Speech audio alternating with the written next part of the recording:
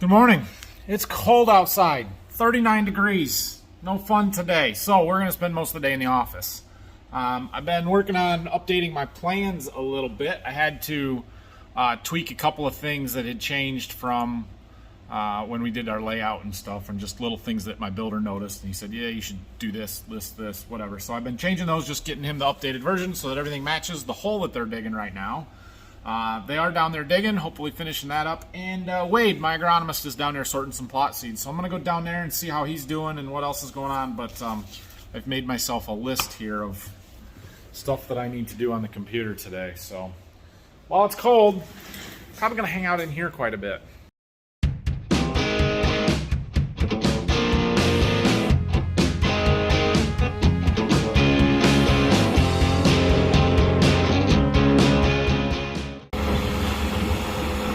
Basement is just about finished.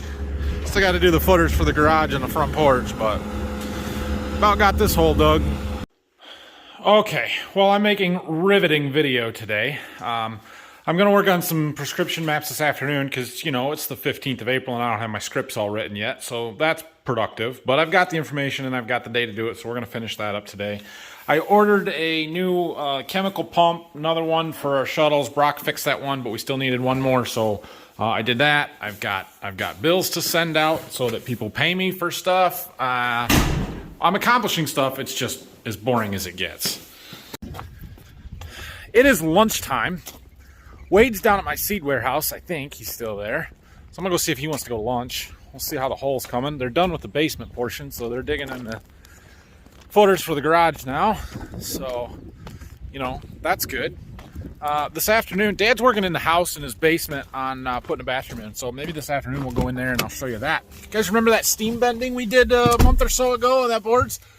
Well, he got one of them installed. And so I'll show you why we were bending a board. Well, there's the basement hole. You can see our tile comes out right there in that corner. It just kind of got cut off right there. Here's the front porch. Looks great. This guy's really good. Really level, smooth bottom. So they just got to dig around the garage a little bit yet. And then we'll have our hole dug. So you guys see all of this. This is all plot seed. It's not all my plot seed. This is for a lot of plots that needs to get delivered yet. Wade's over there sorting stuff out, trying to split some bags to make sure everybody gets some of the varieties that we need and all of that fun stuff. And they're all in piles based on where they go, I think. And this first one down here is my corn, and that is a lot of corn. And then there's also a pile of beans here. I'm going to assume that these are mine because I don't know who else's they would be, so it's a lot.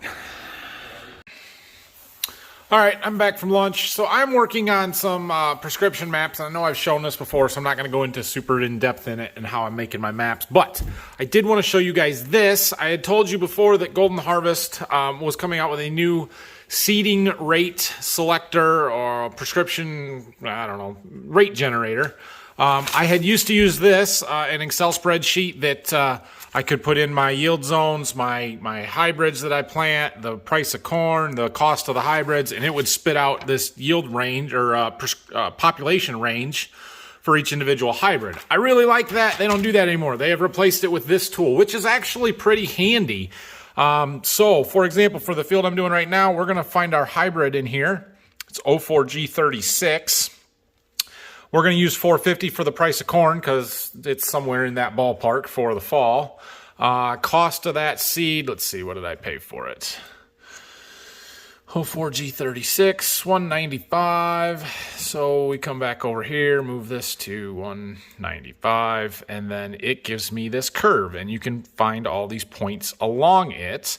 The solid portion is kind of what's been proven in the field trials and testing. The dotted is kind of the predictions because it's outside of the scope of the trials, but that's okay. So in my bottom zone, we're way down here at the bottom, it spits out a rate of 26,544. We're going to round that to 26.5, and then we'll jump up to where it's 150, 29.3.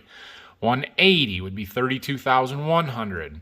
210 would be 34,900. And then in our top zone, I use 240 bushels per acre yield environment, and that'd be 37,006 or 37,700 there. So we're going to vary this one anywhere from 36,700 down to 26,500. So that's over a 10,000 plants per acre range, which is quite a bit. So we got to come over here. We've got to define our zones the way we want them to match those yield breaks. So 120, 150, 180, and 210. And in this particular field, there's going to be very little in that high zone. We'll see how much is in the low one. A little bit. More than I would have thought there, actually. So anyway, all right, so then we hit add a variety. And we're going to find that product. It's 04 G36. And then we just kind of punch those numbers in. So our bottom was 26,500. And then our 150, 29,300. Oops. And then 180, back over here, right there, 32,100. The 210 yield zone, 34,900. And this one was 37,700. So that's what the map will look like. And then I can figure out how many bags I'm going to need to plant that field right there. So pretty handy. Anyway, I'm going to finish making these all up. I don't have a ton of them left to do. I had already done all the fields that I had in this old calculator that still had those old varieties. It's the newer varieties that I couldn't find in that calculator that I haven't done yet. And now I have it. So finish it up. Check it out, guys. We have a finished hole. Awesome. It's deep. It's very large, and hopefully it's where it's supposed to be. It's where it is, I know that, but there goes the excavating crew, so I appreciate them coming in here and getting it done, and they did a heck of a job, so we're going to crawl down here and check it out. Look, he even made steps. Look at that. He made steps. Looks great. So somebody was asking in yesterday's video about where did they do with all the dirt from this hole. Well, it's all right there. The original ground level here is like right here. So all of that is built up. And you can see right there was the original ground level. They've built up a ton of dirt around the sides. They did not do much there because that's where my daylight windows are going to be. So we didn't want to put a bunch of dirt in front of that. But yeah. I assume once we get the walls poured and they're ready to backfill everything, you know, we've got a pile over there. They pushed some topsoil off over there. So this will all kind of get pushed back in. We're going to feather it out. We're going to have quite so much of a hill in the back there, but it should work out really, really well. Like, I'm so thrilled with this, guys. This is awesome. Look at that. Awesome. You can't get any better than that. There's my tile. Runs right through the center of my garage, but it was deep enough to not tear it out. So that's the third string. There's one there. There's one right there. And then there's one way over right in the corner. Those ones are not quite deep enough to get us natural, although that one in the corner is going to be awfully close. Awfully close. We might be able to just go down the hill a little ways and bury another piece just a little bit deeper and still have grade on it to get natural drainage. That'd be fantastic. But for draining around the garage and keeping my driveway nice and floor drains, maybe we're going to have floor drains in the garage. I'm just not 100% sure if those can drain into a tile or if they have to go through a septic system. We'll figure that out. I'm sure my builder knows. I should be able to go into the tile, I would think. So anyway, sweet. We're in good shape here. All right, so I showed you my project down there, right? Well, here's Dad's. He's been working in here. They put this addition on their house a few years ago and kind of left the basement relatively unfinished, but they're putting a bathroom in here, shower in the corner, drywall. Yeah, he's getting there. But what I really want to show you is this over here. So you guys remember the steam bending we did, right? Well, here's why. So Dad, in this little living area down here, put this nice wood ceiling in, and he's got this beam here. And so he's trying to cover this beam up, and it tees into this other beam, and so he's got to make this corner and these radiuses here, and so he bent that board to make this nice curve. Check this out. Look at that. Look at that nice curve. Is that not cool? So that's why we were doing the steam bending project, and he built that steamer, and he's got this 2x attached to the bottom of the I-beam, so he's got something to screw into, and he's going to cut some plugs and fill them holes in, and then have a nice finished curved board there. It's pretty cool. It worked really well, so he needs another one for the other side here, but I think he wanted to get this ceiling done first. So anyway, just a little update on what he's got going on here. I was working on finishing up my scripts, and Dad called me. He's leveling off some dirt down here, and blew a hydraulic hose on the backhoe, so needed me to pick him up. All right, well, I spent all day in the office, but I got done digging today, so that's good. This video is probably at about 3 or 4 minutes right now because I didn't do anything today. So tomorrow, I've got to help with the local FFA chapter's roadside cleanup, their big community service project of the year. So we'll talk about that tomorrow, but I'm just gonna one video. Yep. So see you in the morning. Good morning again. Well, today I am helping our local Waldron FFA chapter with their annual roadside cleanup. So I'm going to try and find somebody that's willing to talk on camera about this and what they do a little bit. We may get there, we may not, I don't know. But basically, every year, the FFA chapter cleans up as many miles of roadside in our school district and even the neighboring school district as possible. I got the map. I don't know exactly how many miles they're planning on doing this year, but probably close to 50 miles of roadside. So we all kind of split up into groups. My group of kids is up there. I'm just getting the truck and gonna go meet back up with them, but we just walk along the sides of the roads and pick up trash all day. So the road we're working on here is obviously a dirt road that's sparsely populated. There's not even a house where that barn is down there. So it's a place where people tend to dump stuff. Look, somebody was so drunk when they threw their box out, they forgot to get all their beer cans out of there. There's 2 full ones in this thing. Good thing I found it and not those high school kids. Oh my. Do you see this? We're gonna be here for a minute. Oh, I was gonna say at least it'll be dry when it rains today, but you broke it. Umbrella. It's better here.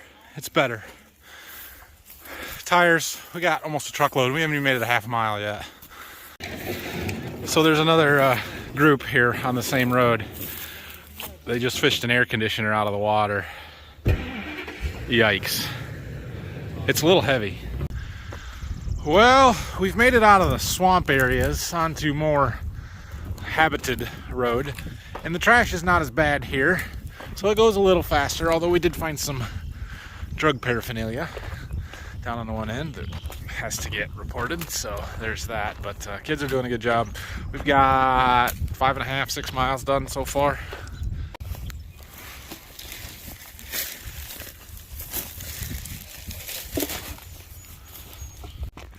Okay, well, I just dropped the group back off here at the school.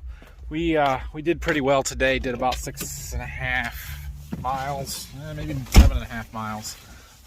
So they had a baseball, softball games this afternoon that they had to get back on the bus at 1:30 for, so the one's a long ways away. But anyway, we're gonna head back to the farm and find something productive to do today. But yeah, thanks to Waldron's FFA chapter for the community service project that they do for helping clean up the trash and stuff. This is something they've done every year since before I was in school. I participated in it when I was a student, and I've chaperoned quite a number of times since then. So it's a pretty cool thing to clean up 50-ish, 52 miles of roadside in one day. And I think we've even done more than that before when they had more kids. But usually it's groups of 3 or 4, and you go and just keep walking and picking stuff up as much as possible. So anyway, let's go back to the farm. Brock is out mapping fields for me. I taught him how to do it over the phone this morning, and so he is he's actually on his way to Berkey to map a field for me, which is probably excessive, and I should not have sent him to do that. But I didn't have anything else for him to do until I get back, and so it'll keep him busy for a little while, and we'll get all of our mapping done today, which is a good thing. Hey, check it out. My pump that I ordered yesterday is here, but looks like some assembly required, so I'm gonna work on that. So this is fairly straightforward. I put together this hose. It's got some threads there, and then this side here's got this hose suction side. I think I might have put that on the wrong end. Might have to redo that. But then we got this, that threads onto here. We got to put the other end of the discharge hose together. Valve, spout. Yeah, it's pretty straightforward. So, what do we got here? Phil and I decided to go and look at some stuff. Okay, Phil brought me up to the John Deere dealer because check it out. Our 8430 is done, so it's literally just done. Like they got done with it an hour ago, but we're taking it home because, well, it's super nice out, and I think I need to plant beans tomorrow. So we're gonna go home, get the bean planter hooked up to this. Well, we're gonna move the anhydrous bar out of the shop, and then we're gonna hook the bean planter up so that we're ready to go. Maybe tomorrow. We made it. That's a long trip. But anyway, we're gonna get the anhydrous bar out of the shop. That's my first thing I'm gonna do here, and then get the bean planter hooked up.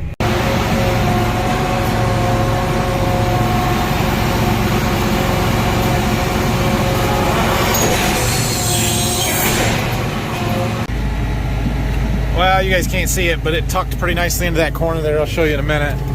We're gonna hook up to the bean planter here. Yeah, that seed tender's in the way. Fits good there. It was a little tricky because that tractor there was, yeah, I should have moved it, but we got it in here. It's not going to sit here for all that long because of, you know, the fact that we're going to use it. So, but it's ready to go. We just need some corn to be able to side dress.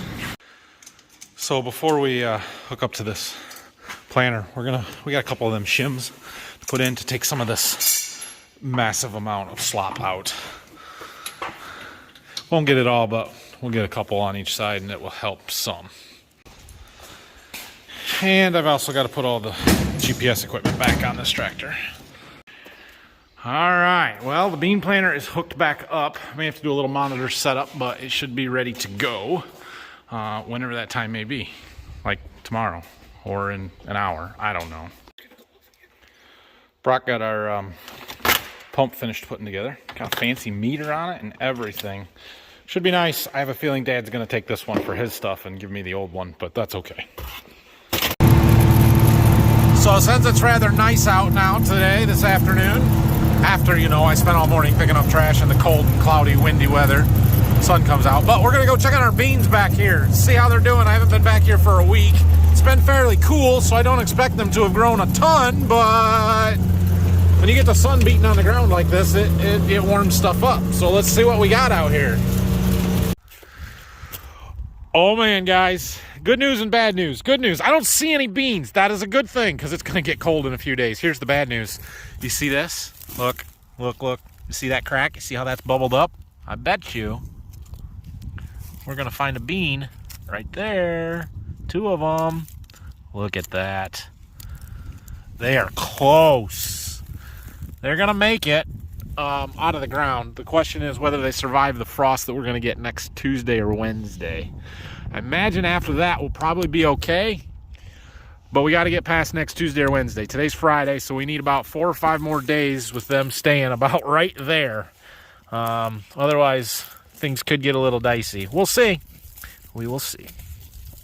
Dig up a few more. Yeah, he still had a good, maybe a ½ inch of cover yet, so that one will probably be okay. So what happens is if we get a frost, obviously the air is going to be below freezing. Now the ground is already warmer. Oh, I didn't bring a soil thermometer. We got to remind me to get one, Brock. We'll check the soil temps. But the ground is warmer, so it's going to insulate them beans. Insulate? Yeah, that's right. Them beans a little bit to keep them warmer so that they don't get quite so cold. And beans are surprisingly resilient. While frost will kill them if they are opened up and unfolded, it's got to get down to below, say, 28 degrees for about 4 hours to actually kill them. So as long as our frost is at 30 degrees and not 26 degrees, they'll probably be okay. But that's a pretty big gamble, probably. This one here, I don't know. I don't know if that one will make it if we get a cold frost. So see how the neck here is kind of purple. I think that's what they call the hypocotyl, and that tells me that this particular variety will have purple flowers on it.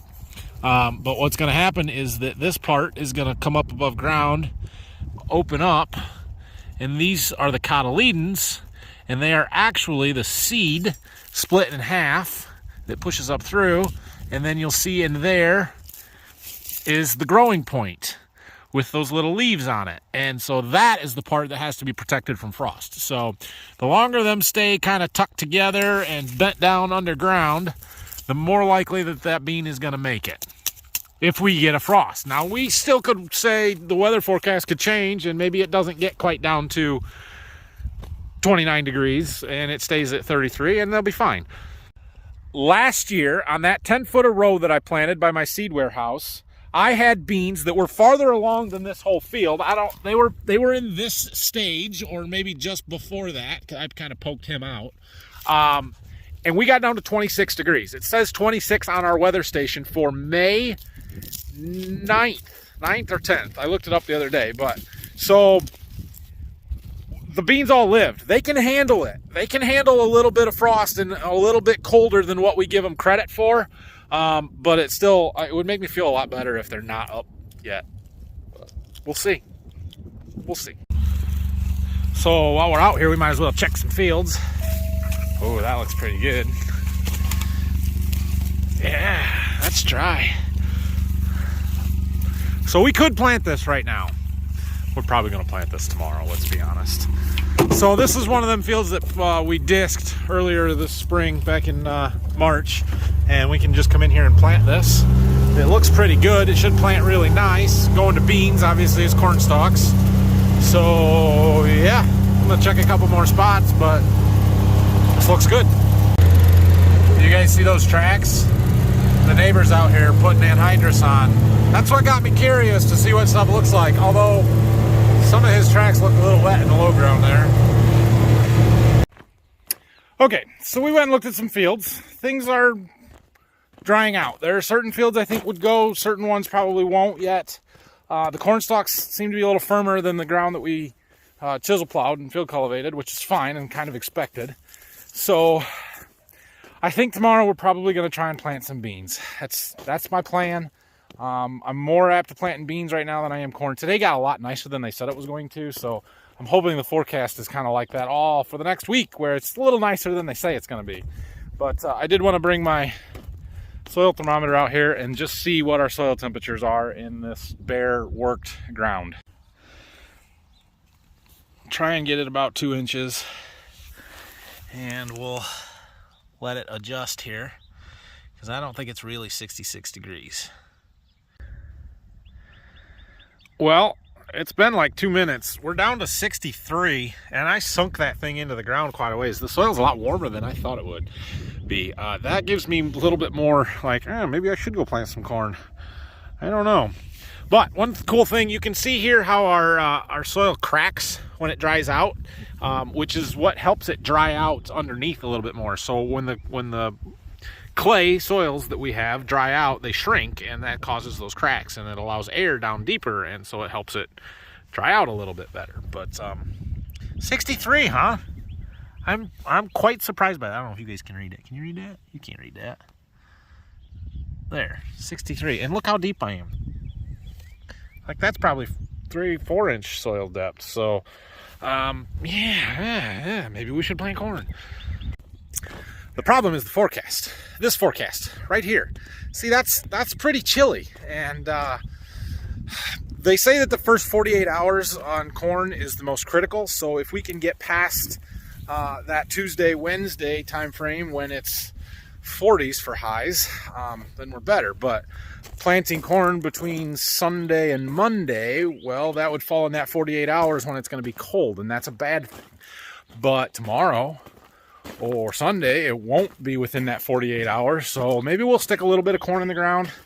But I think we can probably push pretty hard on the beans now. And I know after we just got done looking at a field where I'm a little concerned the beans are going to get frosted next week. That doesn't make sense, but anything we plant now is going to grow fairly slow, and it probably will take 3 weeks to come up, and that's okay on the beans, and we'll be pretty well beyond frost risk at that point. So I think we could safely plant beans hard now, which is why we're going to start tomorrow. All right, well, I'm going home. I think we're going to plant some beans tomorrow. We may look at a field of corn. I don't know. I'm really up in the air on this corn deal. But I've got a lot of confidence that we can plant beans now and be just fine. So tune in tomorrow for another video, and any day that I'm working and have something relatively exciting going on, we'll put a video out all spring here. So thanks for watching today. Good to work with those kids doing that roadside cleanup. Always enjoy getting to help out the FFA chapter whenever I get a chance to do something like that. So but now it's time to go to work. See you guys tomorrow. Questions, comments, leave them down below. Like and subscribe. Thanks for watching.